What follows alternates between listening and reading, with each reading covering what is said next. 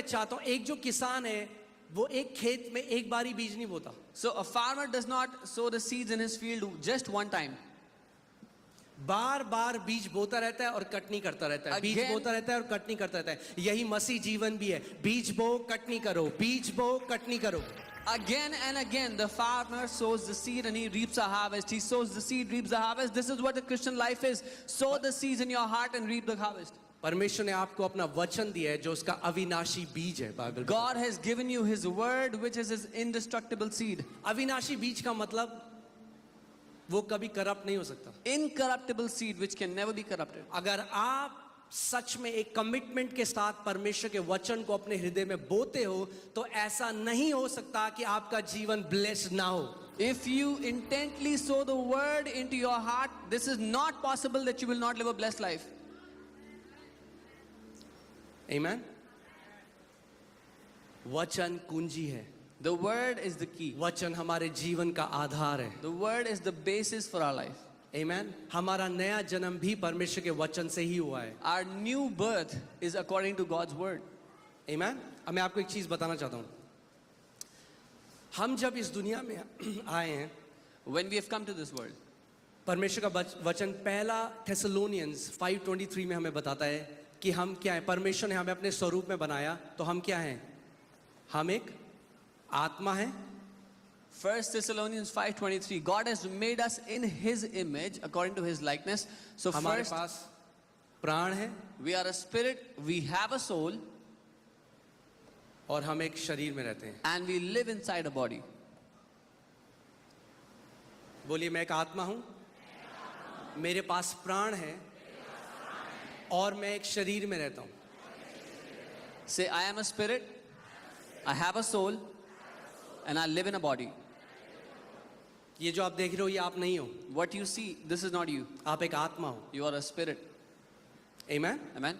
So Bible clearly differentiate करती है इन तीन चीजों के बारे में. So Bible clearly differentiates between these three things. So जब एक बच्चा पैदा होता है, When a child is born, तो सबसे पहले क्या सीखता है वो? what does he learn first? वो सीखता है अपनी बॉडी को कैसे, वो फिजिकल ट्रेनिंग करता है. He learns to physically train his body. जो हम कहते हैं मोटर स्किल्स. एक बच्चा जब पैदा होता है अपने हाथ हिला के देखता है, कुछ चीज पकड़ने की कोशिश करता है, अपने मुंह में डालता है सारी चीजें. Yeah, we call it motor skills. The child learns to use his fingers, tries to taste everything. वो क्या कर रहा है? वो फिजिकल ट्रेनिंग कर रहा है. अब सीख रहा है, ट्रेनिंग के द्वारा जा रहा है कि इस शरीर को मैं कैसे इस्तेमाल करूं. The child is physically training his body, so how he can use the body. Amen. और बच्चा बढ़ता जाता है, हल्के हल्के उसकी स्किल्स बढ़ती जाती है, मोटर स्किल्स बढ़ने लग जाती है, देखने की शक्ति, सुनने की, जो सारे 5 सेंसेस हैं बॉडी में, वो एक बच्चा यूज करना सीख जाता है. And the child becomes more and more proficient how to use these 5 senses, how to use his body. Amen. Amen.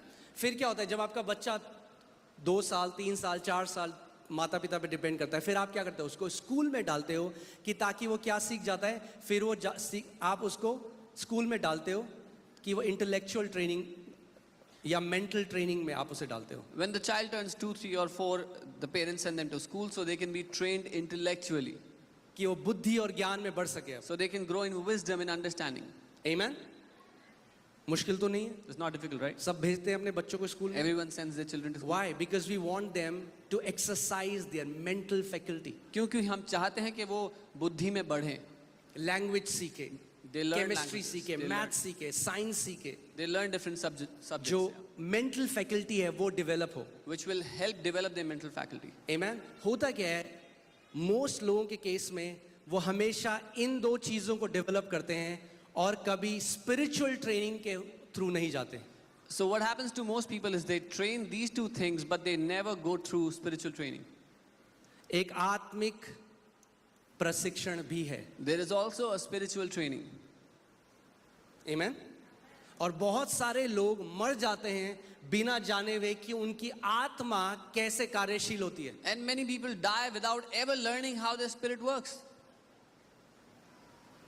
जो मसीह में नहीं आया, जो बॉर्न अगेन नहीं है, वो स्पिरिचुअली डेड है, उसकी आत्मा मरी हुई है. Those who have not been born again, have not accepted Jesus, their spirit is dead.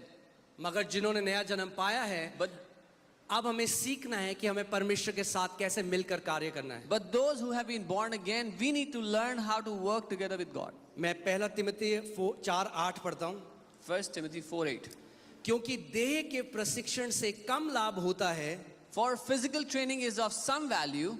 Amplified में देखिए कितना अच्छा लिखा है. Physical training is of some value. शारीरिक प्रशिक्षण का थोड़ा लाभ है.